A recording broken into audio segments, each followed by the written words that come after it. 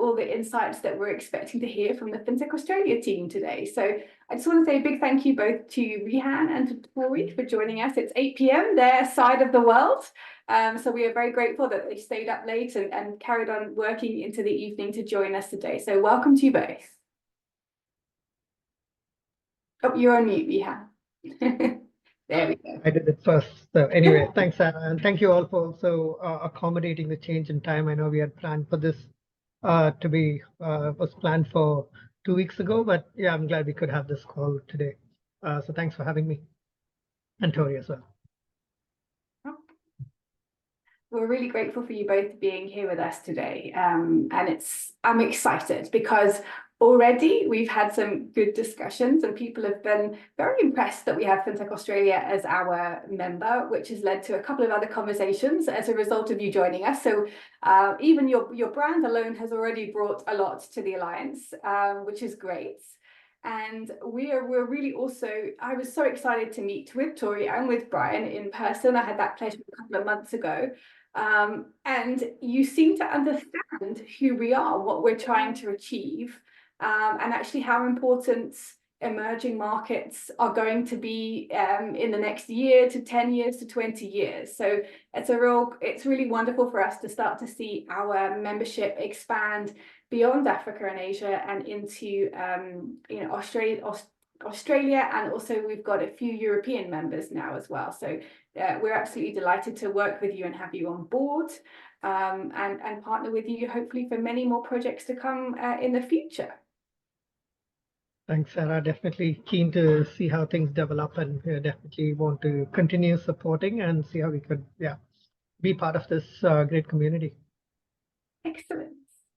Well, we know that we have a lot to learn from you, because although you may have started, and we heard, from Tori and Brian, that you started from a very humble beginning with a handful of members, you are now one of the best performing FinTech associations that exists. And we are really delighted to try and understand your journey, how you formed, and how you've come to be a sustainable and impactful association, which we can very much see from the activities that you're doing. So we are going to have everyone on the day. I have a number of questions to put to both Rihan and Tori. But of course, this session is not just for me. It's for all of you who are on the call as well to learn. So if you have specific questions you'd like to ask Rihan and Tori, please either pop your hand up and we'll come to you, or unmute yourself and you can ask. Or if you're not able to talk wherever you are, you can also type your question in the chat. But this is about all of us learning from a successful association to gain ideas and think about how we can implement similar ideas to make all of our members as successful as FinTech Australia. Rihan, maybe we can start going back in time. How did the idea for FinTech Australia come up? When was it? And sort of what was those initial kind of first few months, few years like in the formation? Yeah, for sure. I was fortunate to join the team back when it was just formulating. So it was about less than a year old, and I just joined the team to help out. So I've been fortunate to see that journey from the beginning.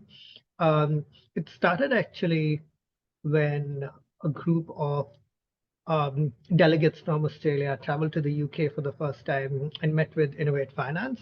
So that was almost the inspiration of understanding why FinTech needed to be on the agenda for government, why there needed to be a single representative voice for the industry that is in comparison with the banking association voice, the insurance voices, all the other relevant association voices.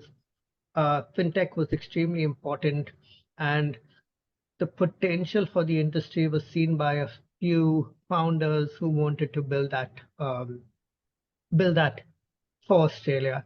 So after traveling from the UK and meeting with the Innovate Finance team, we moved to, when coming back to Australia, the chair back then, who was also the founder of the first FinTech fund, a corporate-backed FinTech fund, got to meet with the then treasurer, Scott Morrison, who then became the Prime Minister of Australia as well. But when he was the treasurer, he was very keen to understand these growing sectors. And that's when Simon the chair of FinTech Australia back then, got to present to him about the fintech sector, the relevance of the fintech sector, and why it needed support. So, with that, the minister was convinced that this needed due attention and this needed to be further built and supported by the community and by the government. So, uh, the minister contributed a little in terms of funding, the initial seed funding for the organization. It was the coming together of about 50 fintech founders who wanted to uh, be part of this community and be part of this engagement. So that was the early days of fintech, and our key goal through it all was to advocate for the industry. So to be enable policy change, existing policies that were, of course, years in the making to manage the banking industry and the finance industry. But now with tech coming into play, how would policies need to change to enable these new startups, to enable new competition, to enable new access to services for consumers or small businesses or even enterprises? So that was the approach we took, and our primary focus of it all is the policy change aspect of it. So if we can enable policy to change, then we can drive more innovation and we can drive more fintechs to come um, into the industry and succeed in Australia. Perfect. I mean, that policy change is going to be an important and a lifelong almost. It's not a sort of you started and you stop it. So that's obviously a key part of what you're doing. And so I'm really keen to explore a little bit as well. You said seed funding from the minister. So what is your relationship with them, with your ministries and your regulators like, Rihan? It goes through waves, honestly, and with changing governments, that adds another additional layers of complexity to it. But we've had good engagement overall from the ministers. So back then, um, the state governments as well as the federal government put in a little bit of seed funding to enable the industry to grow and scale, um, the industry association to grow and scale, and that's what led us to organize events, organize key initiatives that would really showcase the industry and enable for, and bring the right resources together to enable for policy change or policy engagement. Um, there needed a lot, and there continues to be a lot of nurturing of these relationships, so both with the regulators as well as with government. But it is extremely important for us, and we've noticed globally as well certain industries are more market driven versus Australia that is more policy driven. However, having said that, even the driven um, market driven countries still require that level of engagement from government and from the regulators so that they understand how the industry is evolving, and then they could ensure they're putting the right um, protections in place to keep the consumers safe, but then also enable innovation. Exactly. I think it is the role very much of the of an association.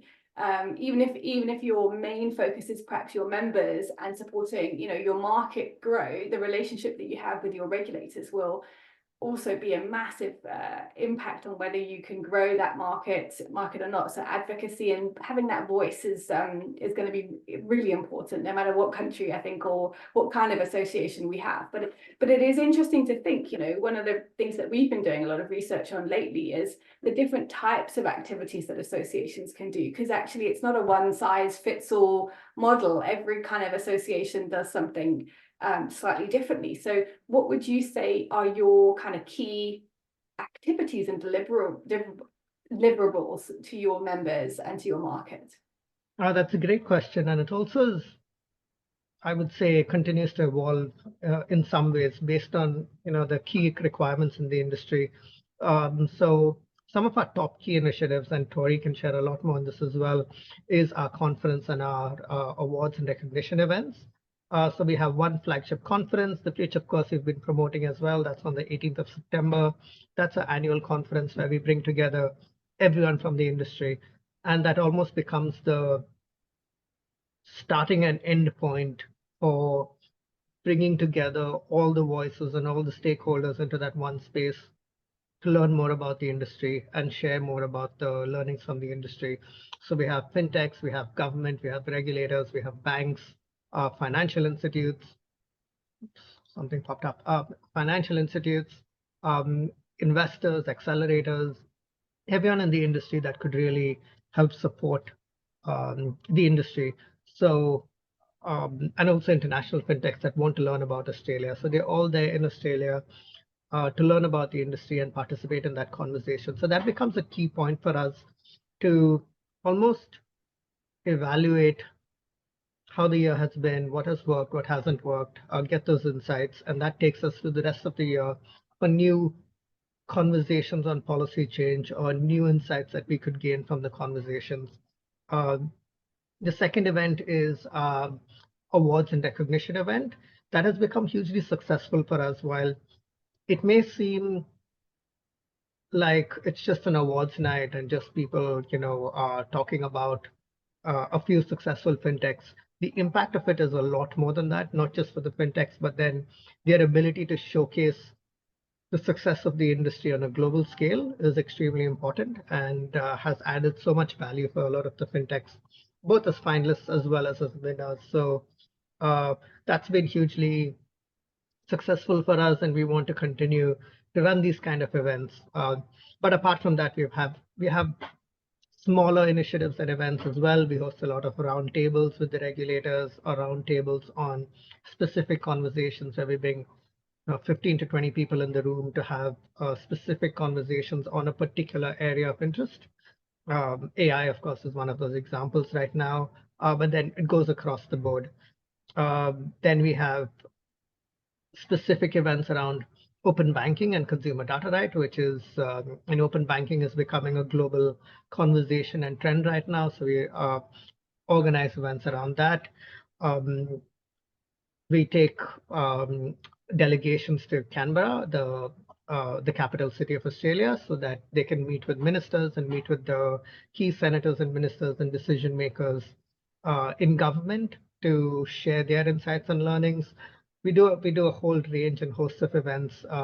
One of the more recent ones, also, before I forget, is the FinTech for Net Zero event, specifically talking about ESG and how that is impacting the fintech industry, and also a hugely successful reverse banking pitch event. So that was an event where we reached out to the banks to pitch their problem statements to the industry so that the fintechs could then send their proposals back to the bank. Uh, so that was hugely successful as well. And yeah, if anyone has any questions about any of those events, I'd be happy to answer. That sounds like an incredibly busy calendar of events. But what I love is, I like how you're saying that, even with things that sound like they're just a gathering of people together, like your conference and your kind of rewards and recognition event, actually it's really key for gaining new insights that might tailor your work for next year or the year after. Is that something that making sure that you're learning and hearing from your members sounds like it's really key for you? Absolutely. And also enabling the industry to connect, right? That's where they get to meet their next customer, their next partner, their next potential, investor as well. So us being able to create those scenarios where the community comes together is extremely important. And we've heard of incredible, use cases or success stories where fintechs billion-dollar acquisitions and mergers have happened because a conversation started at the conference. So it's unfortunate I don't get to hear more of those, but years later, someone calls me and says, "Oh, by the way, this was when it all started when we heard this conversation on stage, and we walked up to them and had this conversation, and we realized there were a lot more synergies, and then we've realized that this acquisition should be made based on what we heard on stage." So it's that level of success that we've heard, and that gives us motivation to continue doing these events as well. That's great. And so it asked me, and it kind of made a question in my mind. And I think this is a really hard question, and I don't even know if I have the answer. So I'm putting you on the spot here a little bit, Rihan. But Go for it. how do you track the kind of impact that you're having? If someone said to you, what are your key, metrics that prove that you're delivering value for your market? How do you do that? That is honestly the hardest question to answer. We have a lot of members, and a lot of you in the community may have similar questions as well, with members asking, "What is our ROI? What do we get from working with an association?" And a lot of the value that we create is very indirect. We won't, it's far too rare to track an actual customer and a fintech meeting at one of our initiatives or through us. Um, but it's easier for us to track the policy changes that have happened and track the engagement we've had with government. So um, it is a little hard for sure, but we try to showcase, all the participation we've had, all the participation we take when we do hear of companies that have successfully um, raised or met at or connected during one of our initiatives. Um, we haven't promoted it publicly, but we are looking to see how we could further promote that. Of course, a lot of times they would want to keep it private as well, so it's a little more trickier there. But yeah, we try. We definitely try to showcase as much as possible. And my main conversation to everyone is participate for a year and see how it goes. And if you're engaging, you're going to see a lot of value from it. That's the best kind of value you can get. It's a tricky one. We've been battling, with that, and we've had quite a few of our associations, ask us how do we track that, and it is really difficult. We ourselves, one of the metrics that we have is when we have like today's event. Camilla actually just pinged me a message to say, okay, we've got 50% of the people who, we had 60 people I think sign up, and there's about 30 people on the call. So that is one of our metrics that we try and track, but it's a very difficult one because just being on a call doesn't necessarily mean that you gain value from that. And everyone I think in the industry is, I mean, me included, is sick of getting a survey afterwards because, and again, it's qualitative information often, not quantitative. But I think it's a challenge that we as associations with members do you do an annual membership survey? I'm going off track from the questions we planned here, Rihan, so We do. apologies, Uh, I'm going off, but it's a great conversation. No, I love it, and I think that's an important conversation to have. So yes, we do a member survey. We do two types of surveys. One is a very generic member value survey, so we try to reach out to our members to understand what value they get from us. But then simultaneously, we do a more survey based on understanding the scope, the status of the industry, and what are the current challenges they're facing, or what are the successes that they're having. Um, that becomes incredibly important because when you collate all of that information, you get some really good insights that you can take to government and you can take to the regulators and investors and all of them, saying, this is where the industry is headed and these are the challenges that we're facing. And therefore, we need this level of support from you, government or regulators. Um, that conversation is definitely, that participation in those surveys are definitely a lot higher than usual. They get a lot of value from it. However, what we've also noticed is the value further increases as we can give the members, the participants, specific insights that would be valuable to them. So, for example, when we've been running these surveys, a lot of fintechs have been asking us for um, employment benchmarking. So, if there is a way, because fintechs are startups and they need to understand how they could pay their employees, if there was a way to compare themselves anonymously with other fintechs in the same sector on what they're paying their employees, how they're packaging, what is the structure, what are the ESOPs and the options that they provide to their employees, then they can compare that with what they're doing for their employees as well, and then understand whether they are, you know, um, overpaying, underpaying, or paying the right amount. So, and that also helps with, people looking for jobs in those sectors to then understand what they could be expecting as well. Fintech is definitely a little more complex, so being able to understand those benchmarks directly impacts the fintechs. So it's like if they participate in it, they get direct benefit from it. So those are the kind of surveys we've realized we need to do more of, um, so that they get the direct insights from the insights we are looking for as well. Same with investments, same with any other kind of topics and issues that the industry is facing. It's really interesting when you start asking the questions that many of your members will be struggling with very similar. There'll always be odd issues that only affect a few, but actually by doing the survey, you can normally find 3 or 4 key issues that affect Yeah, for everybody. sure. And that's a great place to work for adding value to the majority of your members as quickly as possible. Absolutely. Yeah. Mm. I like that as well. It also like it feels like you're listening. I think that's also maybe a complaint that you can hear from member associations is we're not being listened to and what we're asking for is not being delivered. Yeah, for sure. I think there are instances when, of course, there are a large number of fintechs that have the same problems, and then there are a few number of fintechs that have different problems or varied problems, which would be difficult for us as small associations with small teams and limited resources to do everything and address every challenge, right? So we have to weigh out what are the bigger challenges that will impact most of the industry, and we focus on that versus going too niche into a particular issue that only one fintech is facing, which is then when we have to make those smart decisions as well. Mhm. And that links really nicely into the sort of a next kind of set of questions that I'd love to understand a bit more. So we see yourself and Tori on the screen. So we know that FinTech Australia has 2 employees. How are you? So a question really: how are you organised? So kind of what does your board look like? What does your team look like? And how do you all sort of work together?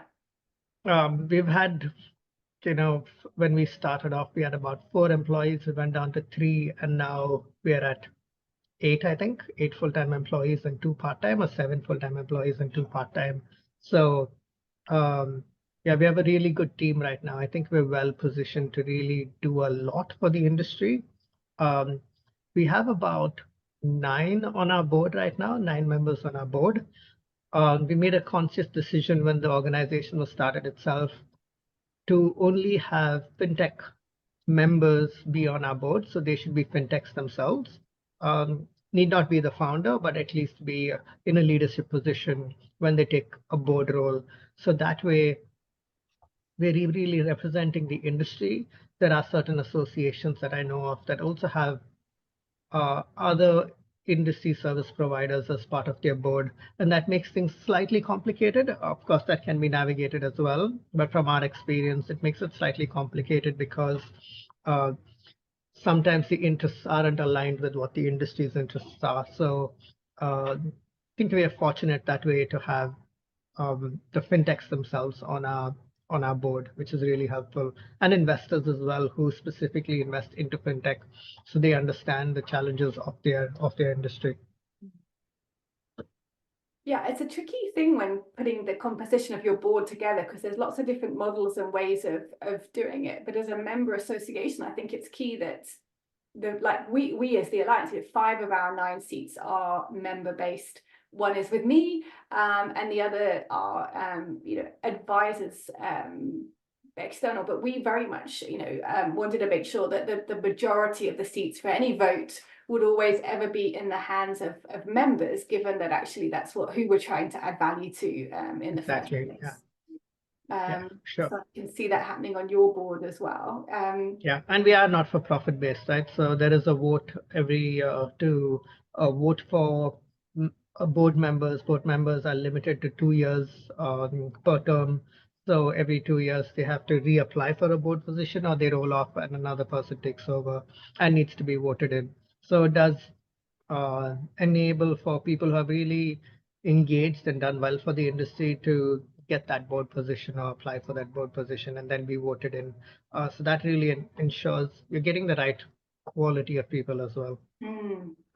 And that is a great question there, because we've had a couple of associations that have struggled in our membership with the board, with getting a board in place, and then the board are not very responsive to delivering, what needs to be done. And also we've had situations where an entire board has changed, almost all at the same time. So how do you manage that roll-off process, and how do you manage the recruitment to make sure that you get the right board members? That is a really good question, and it is, of course, we've had those issues as well in the past. So um, the way we work, what we've learned from it is to ensure that in some way we need to maintain a part of the board. If the whole board changes at the same time, then it's going to become really complex to get a whole new board to understand the association, understand the direction of the association, and then help with governance in the right way. Our board also helps with a lot of strategic direction, and not just the governance, but also helps with the strategic direction, which I assume a lot of the boards of other fintech associations would also have, because they're part of the industry. They become that brain's trust to bring in those insights and bring in those knowledge that they have as they experience what running their own organizations, and then bring that to the association and have the association better understand what it needs to focus on. So at this current stage, when we go through board changes, there are times when we have had really valuable people on the board also become advisors. So they remain not on the board, but become advisors who continue to advise and direct the current board, even if they are new members, to provide some direction on what needs to happen and what has been happening. So that has really enabled for good communication and good conversations through that change on the board as well. Um, it is hard sometimes to have 100% engagement from the board, and obviously the board themselves are busy people having full-time jobs, and being on the board of FinTech Australia is a voluntary position. So we understand that, and we try to ensure that the time we get with them is definitely valued, and we get the maximum value from those conversations as well. Yeah, it's tough, but often your board will also be leading the fintech, and running a fintech itself is a big enough challenge without also committing that spare time. So it's not easy, but I like the fact that you have, that fixed term, because actually it does give you the opportunity to move on board members who perhaps are not delivering as much as others could. Exactly, yeah. And how are you generating your income to run? So we know you had seed funding to start off with, which is great. And now you're paying 7 or 8 employees, including yourself. What are your key income streams? Buying a lot of lottery tickets, I wish. Um, we have a really interesting structure where we don't charge a high amount in terms of membership fees. So we charge a really low amount when compared to a lot of other associations. So uh, the lowest membership fee for a early stage fintech is $500 annually, which is quite affordable for the work that we do, and the cost of resources here in Australia. So that becomes, and then it goes up to like $5,000 a year for a much larger fintech, for a more enterprise-based fintech. So the cost of membership is quite low, and we have about 350 to 400 fintech members. So you can do the math and realize um, we are underpaying our employees. No, but so the way we work is the events become an extremely important revenue driver for us, and one of Tori's big roles as well is getting those sponsorships and bringing in those sponsor dollars to enable the community to connect, grow, and also support our organization. So our events become a huge revenue driver for us. In addition to that, we also have corporate partners who want to be involved and engaged with the community. So these are lawyers, these are insurance providers, these are tech providers, the Googles and the AWSs. These are, you know, any organization that would make a fintech their customer can come in as a corporate partner, and their corporate partnership fees are much higher because we are putting them directly in front of their customers. However, having said that, we won't do sales for them.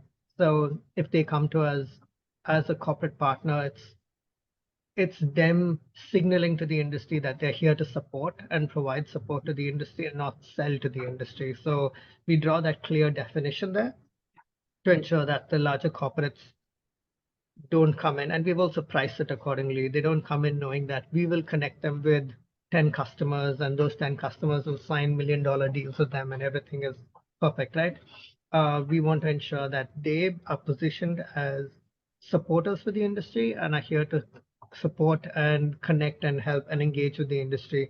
And through that, they get to build and nurture relationships with the fintechs who then would want to work with them and potentially use them as a supplier, a vendor, or a partner. So that's the kind of approach we've taken, and that works. That has been working quite well for us. So different revenue streams. We try to a key point to make here is also through the pandemic and through the lockdown, we've realized relying on one revenue stream is quite risky.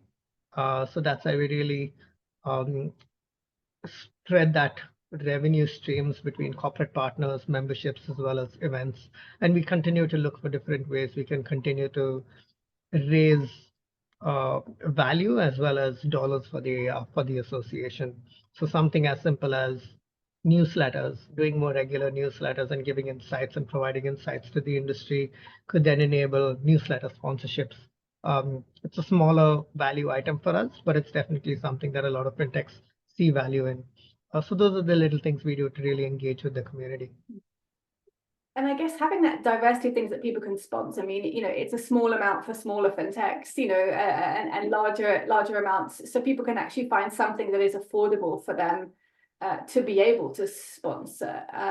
But as you say, it's quite important to balance your kind of being holistic and independent nature, because otherwise you can get sidetracked by different sponsors' agendas if you're not careful. For sure, yeah, that's something we continue to think of. Um, and our priority is always bringing value for the industry. So not falling for the dollar amounts and then saying, yes, we'll do it all. We do have to stop them and tell, at times, make the tough decisions to say, yes, this is not about the money. This is about ensuring we're driving value for the industry. Yeah, I saw a great article actually the other day that I was reading that was sort of trying to sort of not use the words ROI in a membership, because it is very hard to sort of generate what could that be, because for some there will not be necessarily much of a monetary value from being a member, and for others it could be enormous. So it's very hard to sort of think of a figure. I guess it's kind of like Netflix subscription, right? You could get subscription and watch shows 24/7, and then you obviously have a much higher ROI, or you could have a subscription and not use it at all, and then wonder, why you even paying for the subscription. So it's all about your engagement and ensuring that you engage with whatever you're paying for as well. And this is not something that will be given to you. So that's something we continue to be challenged on and challenge as well, to ensure that we are getting that engagement back from the community, because that's when they get the most value from it, and it's not just a one way us giving them opportunities. Absolutely. I mean, if you organise a round table and 3 people turn up for it, that's not going to be particularly useful for the industry, right? So actually, it's about everybody participating together that creates the value. For sure, yeah, absolutely. And I'm just And whoever participates loves the engagement, right? It's the ones who don't participate then question where the engagement is. And sometimes, and I'm sure some of the others in the audience here would experience it as well, it's the wrong person from the organization engaging. So there are times when we have the marketing person, for example, engaging with us. However, the value we give is not pure marketing. It can go into policy advocacy. It can go into, founder matching and matching the founder with investors. It could be so much other value that it is not mandated for the marketing person to be aware of all of that and find value in that. So ensuring, and something that we are challenged with as well all the time, is ensuring we're engaging directly with the founder, because the founder understands the value more than everyone else, because we're doing a lot more for them as part of their membership rather than just for one particular team or vertical within that organization. Yeah. It's tricky. One of the things, I agree with you a lot there. One of the things that we try and do with our member when we first sign on a new member is get at least 3 people from one of the associations on our list. So, if one of them isn't engaging or doesn't see a relevance, and one of the others might. So, it's about that, multiple points of touch in an entity, because different people will see different value in different things, right? Such a good point. Yeah, we try to do that as well, but of course, doing it at that starting point as soon as you sign the person up will be the best way forward. So yeah, we definitely want to do that as well. Great. And for those who've joined us, Rehan and I are having a wonderful conversation, but we'd love to hear your questions as well. So if anybody has specific questions, please either pop your hand up or pop them in the chat. For those of you who joined using Camilla's link, it would be super helpful for us if you change your name so we at least know who you are, because there's a lot of Camillas on the call, and as wonderful as Camilla is, we don't need 10 of her. So if you can just, it's the top right hand corner, you'll see 3 little dots. You can just change your name there and we'll know who you are. Only 6 Camillas, so we're okay. Well, maybe it would help us for our resources if we had multiple Camillas. If, then we wouldn't need to pay so many staff and raise so much money, right? That could be a way forward for us. Hey, Rihan? Cloning is definitely a good option going forward. So I'd love to bring Tori in here as well, because Rihan, you were saying that Tori is responsible for bringing in a lot of the sponsorship and generating the partnerships in the industry. Tori, that's not a thing that many people like to do. In fact, some people find it quite difficult to do, actually. So obviously, this is an area you excel in. What are your key tips? How do you start those conversations? How do you close those deals? That is a really tough question.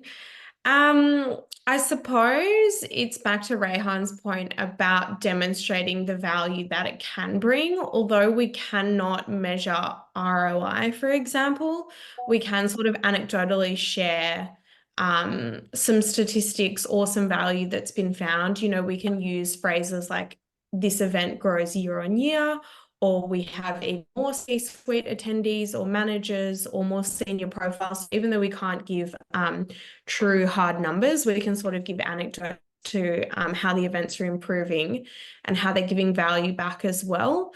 We can also talk about numbers of exposure. We can talk about examples of those deals that Rehan mentioned before when we hear something really exciting that sort of the seed was planted at something like our conference or something like that. And just describing the value to them. And as Rehan said before as well, if people aren't sure, we feel really confident in what we've created to just invite people along for a year, come to our conference, come to one of our events, and just see for yourself. And then that's usually pretty helpful. That's great. So it's almost like having a little bit of quantitative and qualitative data, sort of like attendance figures, who kind of comes, so that you've got some data to go into that conversation with, and 1 or 2 stories as well. I love that idea. Yeah, Yeah, 2 points exactly. I would like to, sorry, Tori, 2 points before I forget, I would like to make here as well is before the conference, the sign up process is a really important space to get a lot more insights from the attendees, what they're looking for, where they're coming from, what are their job titles, what within the organization, what are their roles and responsibilities, just the basic questions. But it then enables us and gives us those insights that are extremely important when Tori talks to sponsors. Like these are the founders that come in, these are CEOs that come in.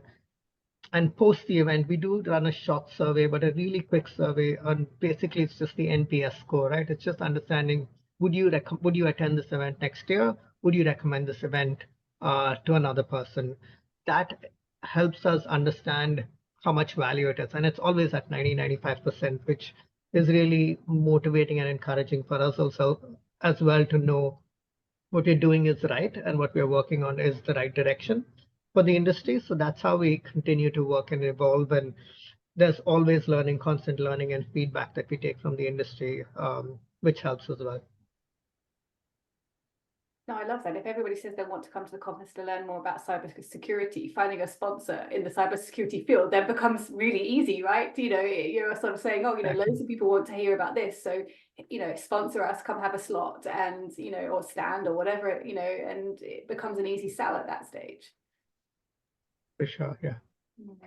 So listening to the members, and Tori, I also like the idea because I use this quite often in my pitches when I'm encouraging people to join Alliance DFA. I say, well, come along. We're not charging you a fee. There's a small form you need to fill in to join. Come join us. And actually, if you like it, stay. If you don't, you can leave. There's no risk. I like that approach that you have as well. Yeah, absolutely. And I think that's really at the core of what we do, which I think is why we're quite similar to Alliance FDA's. it's about that community piece and it's about growing the industry, whatever that looks like. And if that's not for someone and they feel like it's not the right fit, then there's no pressure on our end to be joining or to be spending dollars. And so that people that are in our community and are contributing, they want to be there and they want to do so. And I think that really helps grow the value for everyone involved. That's a good tip there for those of you, those else on the call, focus on who your current members are. Don't constantly be searching to add, hundreds and hundreds, but actually, focus on member retention as well, because it can be easy to lose members if you're not delivering any value for them at all. Word of mouth is probably the best way to get people to for the association to organically grow your membership, right? We don't do any sales or marketing directly to grow our membership. We just ensure we are educating our members and educating our community on the value we are creating, and they share it with others. And then a lot of times when they talk to a fintech, they say, why aren't you a member of FinTech Australia? Because that's where you could probably achieve A, B, and C. And international associations introduce fintechs to us, local associations and state governments introduce fintechs to us. So there's that constant, as long as you're creating value, as Tori mentioned, as long as we're showcasing and building value for the ecosystem, the memberships will automatically come in. Had a wonderful conversation with another association who's joining us soon and will be our next information webinar series. So we've got that another one booked, everybody. You'll be really glad to hear that.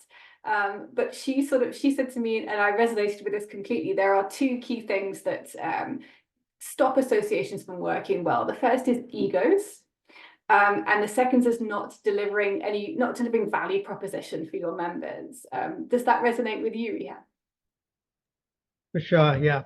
One way we try to showcase the value that we have created for the industry now is doing quarterly reports or quarterly updates to our members saying, hey, in the last quarter, we engaged with X number of regulators, we organized X number of roundtables, and if there was any report or initiative launched, then we will mention that as well. If there's any specific win or change within policy, legislation, we mentioned that as well. So that has been really valued, and that gets us to show what we have driven for the industry and what we have enabled for the industry, which one fintech will not be able to see and say, okay, this one thing helped me, but overall I can see why this association exists and why I need to be part of this community. Yeah, I love that. Camilla and I have started to do quarterly reports as well. It's something that we've started because actually, one of the tricks I think, and one of the challenges of running an association is you're often doing so much. There's often a lot of communication that goes to members, but we know members are really busy and sometimes they, don't see them or slip through the gaps. So how do you any tips for managing that communication with your members so that they come to events, they know what's happening, and they, how do you approach that? For our own initiatives, so to attract members to our initiatives, is that your question? Yes, or how do you manage communication? How do you manage that balance between overwhelm and underwhelm when it comes to communication? That's another great question. I think it is continuously becoming challenging to engage the community that uses different modes of communication. So some prefer WhatsApp, some prefer email. I remember one member would only respond to me when I DM him on Twitter. So, there's all types of different communication channels, and only if you know them well enough will you know how's the best way to get them to respond. So yeah, that is a challenge. What we try to do is when we promote initiatives and events that we are running is not being the only voice for that initiative that we are running. So we try to get others, the engaged ones, the influencers, to also mention it in their conversations, to also promote it in their own way and use their own flair in promoting it when they have conversations with people. So a simple example, Intersect, our conference, which is happening in 3 weeks, it's more when others say, hey, are you going for this event? Because I'm going to be there, is when when more people are going to turn up for the event.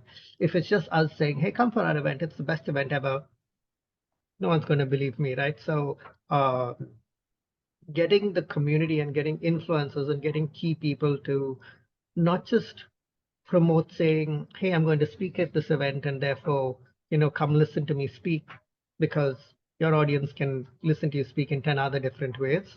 It's more, I'm going to be here, I'm going to be networking, I'm going to be connecting. So I would love to connect with you. Please reach out to me if you're going to turn up to the conference as well.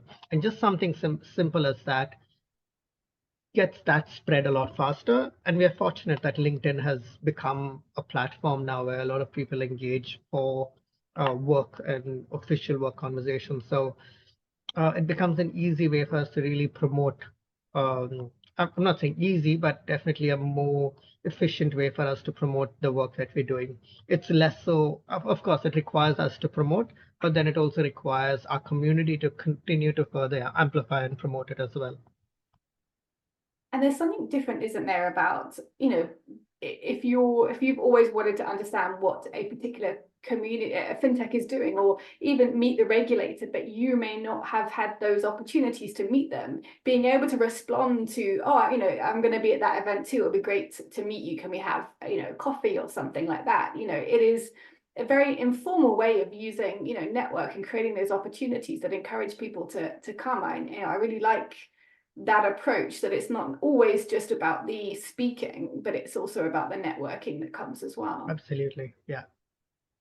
And you mentioned, interesting, you sort of said that, it's about communicating with your members individually, like, you have to go to Twitter. I mean, you said you had almost 400 members. How do you manage that personal, as a team? Because, that's why you have 7 or 8 of you to do it. But how, as a team, do you manage those personal relationships? Because I think you are similar to me, thinking that those are important. So as you mentioned, one thing is to get multiple people from the organization, to have multiple points of contact so that we're not missing out. There's also a lot of people moving around, right? So if you have one person, like if you're only in touch with me and I leave the organization, then who do you then connect with? That's a learning for us as well.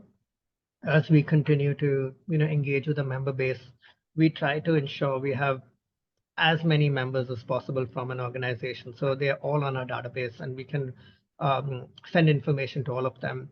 We do regular newsletters, so a fortnightly newsletter. So it's not too often, it's not daily, it's not weekly. We do it fortnightly to ensure they get some updates for us. So general update on what we're working on, what we're doing and what we're not doing. One thing I would love to do more of is analyzing those reports and seeing who's engaging with the newsletter and who isn't. And that's something I would love to do more of, but of course, we're limited with time and resources as everyone else. We started similar to what you have. We've started a WhatsApp channel. So the ones that would prefer to be on WhatsApp, we've made smaller groups. So it's not too big. It's not 100 plus. It's around 50 people per group. And we give updates there. That's probably been the fastest way we get people to respond on things now. Emails are pretty overwhelming these days. Newsletters, the way the format of newsletters are set, automatically gets filtered into different profiles or whatever that Google and Microsoft does to, organize email these days. So those become challenging. So WhatsApp has become really valuable for us. Immediately messaging people, having our team build relationships with key companies that we know would be responsive when we have particular initiatives that we're running, becomes the fastest way for us to really engage with the community. Otherwise, it becomes very challenging. It's not perfect for sure. There's definitely a lot more we can do, but yeah, we try to use multiple channels. We use social media, we use email, we use WhatsApp, we use multiple other channels as well. And then we still have different members reach out to us and say, hey, why didn't we hear about this? Or what can I do here? And then we have to respond to them separately. So it's all of it. And then you still have to do more. So I wish I had the solution. I think eventually I'm hoping we reach a point where there becomes a unified mode of communication that everyone's comfortable with. But for now, yeah, it's quite dispersed and we have to navigate through that dispersion. Yeah, I think it's a challenge, isn't it? Because, as humans, even, we like to be, communicated with differently. I mean, someone actually called me the other day and I was like, oh my goodness, someone's like, rather than sending me a WhatsApp or an SMS or something, someone actually just directly phoned me. And it was like, oh, okay, this happens rarely nowadays. As humans, we have different ways we like to interact. And I guess, like, as well, when it comes to sort of different things, sometimes if it's more formal documentation, we just generally gravitate to using email for that. And quick messages, we tend to use WhatsApp. It's, I suppose, it's always going to, you know, require a multi-based approach, because that's how we as humans spend our lives now. And it is cultural as well, right? There are certain cultures that are more pro Twitter users. There are certain cultures that are more WhatsApp users. I know in Asia, for example, WhatsApp and WeChat become such important channels of communication. But in Australia, WhatsApp is not that. It's still a slowly growing tech that's being used. People are very, heavy iPhone users. If you're a heavy iPhone user, you just use iMessage, then why would you use WhatsApp? Those different layers to it as well. So understanding that is an added complexity to it. But yeah, we all have to figure it out. That's the only solution there. That's fascinating. Someone the other day said to me, let's FaceTime. And I was like, well, I don't have an iPhone, so I can't, no. Exactly, yeah. But they were Australian. So that I guess that explains it, doesn't it? Different markets communicate differently. And some people also see WhatsApp as being only a social form of communication, not a business form of communication. And it can be quite challenging to manage having a presence on all of those platforms. Absolutely, yeah. Well, I can see that we're coming towards the end of the hour, so I'm just going to check in with the audience. I think we've covered a lot of questions, a lot of conversation. I've really learned a lot myself, even from the conversation, so I really enjoyed it. But I just want to check in if anybody else has any particular questions they'd like to put to Rehan or Tori in the last few minutes you're going to be in our WhatsApp groups anyway, so people can ask you there too. For sure, yeah. While we're online, if anybody has any particular questions or I comments. will share my contact number, my email, and my Twitter and LinkedIn, and then you have to figure out which is the best way to reach out to me. We probably need to update, because we've had quite a few members join this. So we normally have a little spreadsheet where we keep all of that information, and we'll send it around to everybody, because I think we're onboarding 4 or 5 new members this week. It becomes a challenge, I know. 6, yeah. It tells me 6 this week. Wow, that's amazing. So yeah, we'll send an updated spreadsheet, because that's a problem with the WhatsApp group. You don't always know who you're speaking with, right? So that's For sure, yeah. the challenge of communication. Any last questions before we close today's session? Hi, Sarah. Can I just ask a quick question? Please do. Yeah, all right. So my question to Ryan is there some form of handshake between the association and the regulators and other industry players in Australia? Because I understand from what he said earlier on that their board is mainly constituted with fintech players. So I want to know if there is an handshake, because we have in our markets, it's suicidal to isolate yourselves completely from other players in the industry. So I just want to understand that bit, whether there's some form of handshake and some form of collaboration with other players in engaging with regulators. Thank you. So if I understood your question correctly, I think it is definitely challenging to engage with the regulators, engage with that community. However, we have recently hired someone who specifically manages the policy, so is head of policy for the organization. So that person's whole role is to engage with the regulators on a regular basis. And we've reached a point where the regulators value us as the 1 degree of separation between the larger fintech community and themselves. So when they want to communicate anything with the fintechs, they come to us first. So building that and nurturing that relationship is very important. On our board as well, there are at least 2 people on our board who have lots of regulatory experience. So one was both of them worked at government before moving to fintechs and working at fintechs in leadership roles. So that definitely helped in understanding and navigating the challenges within regulators and government as well. So lean on to your successful fintechs who have obviously the deeper pockets to hire these committed resources who have the experience in the industry, have the experience with government, and then taking advantage of that to then engaging directly with those people within the organization to learn more and understand how to engage with the regulators. Hello, Sarah. I May hope I? that answers. Yep, I'm gonna just give me 1 second, Joseph, and I'm coming to you second, because actually I also want to point out, which I think is really fascinating, some of the associations in the Asian region, people like FinTech Alliance Philippines and AFTEC, Indonesia FinTech Association, they have actually a more structured relationship with their regulator, where the regulator has endorsed them and they're moving towards like a self-regulatory organization. So I think it's a really interesting field. I only see that happening. I see that happening a lot in Asia, but perhaps less in other markets.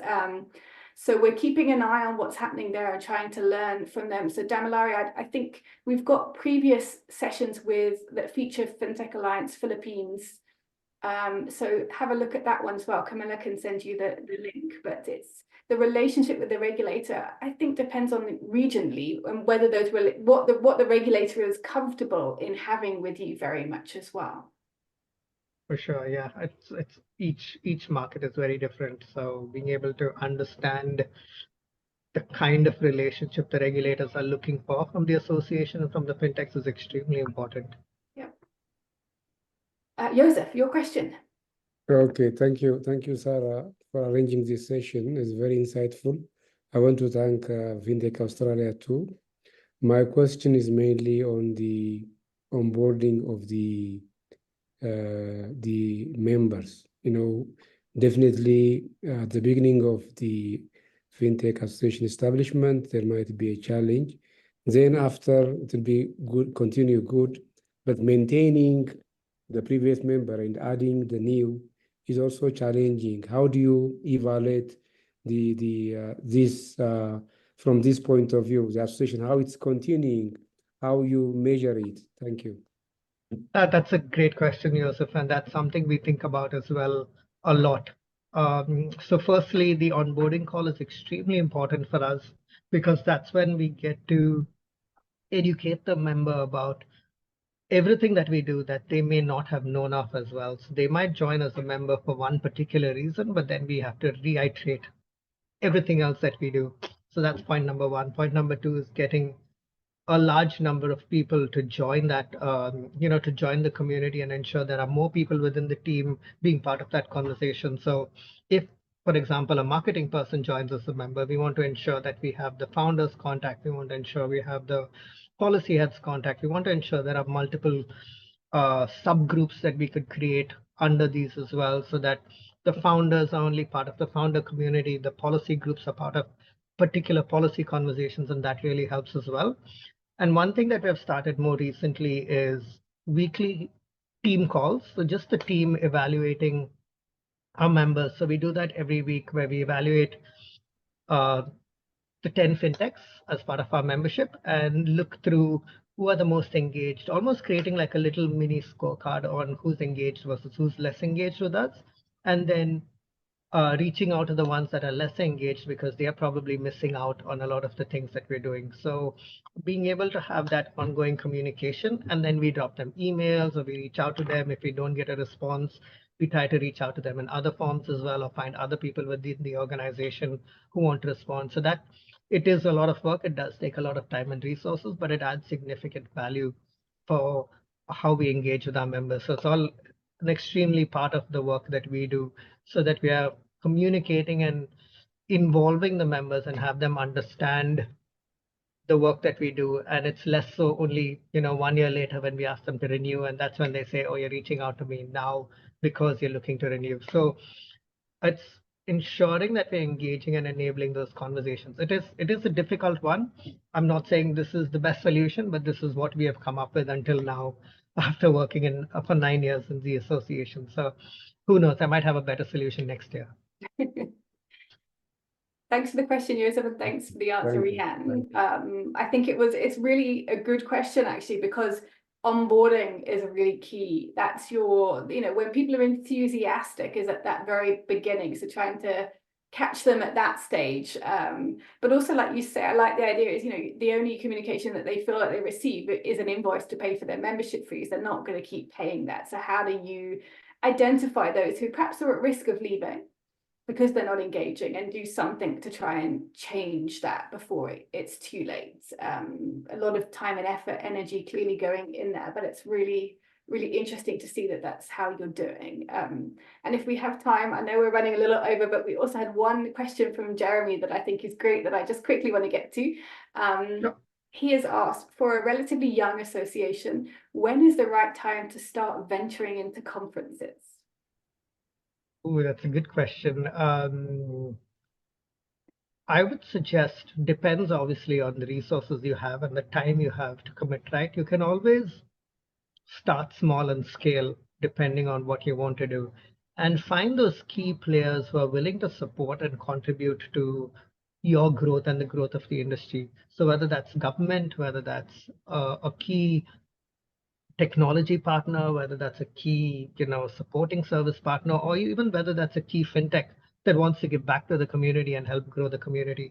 If you have those handful of people that you really understand would be supportive of the community, lean on to them to build some form of an event, and maybe don't make it a conference, make it start with a smaller half a day event, maybe even smaller, an evening event, run 1 or 2 panel discussions, and clearly define the goals that you want to achieve from that. As you do that, you'll understand what's working and what's not working. What is the community coming together for? What is attracting the community? What isn't? And then slowly scale from there.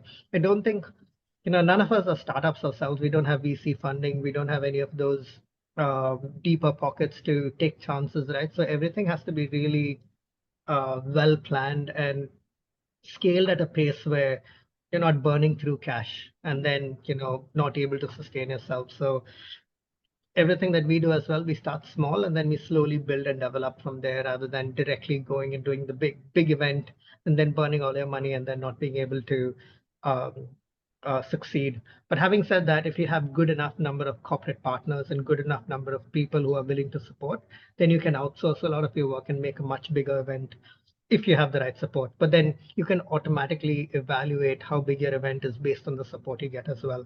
So it's getting that balance right and then doing the best you can with that. Thank you, Rehan. It's a good reminder that events can be a good source of income, but they can also be very expensive.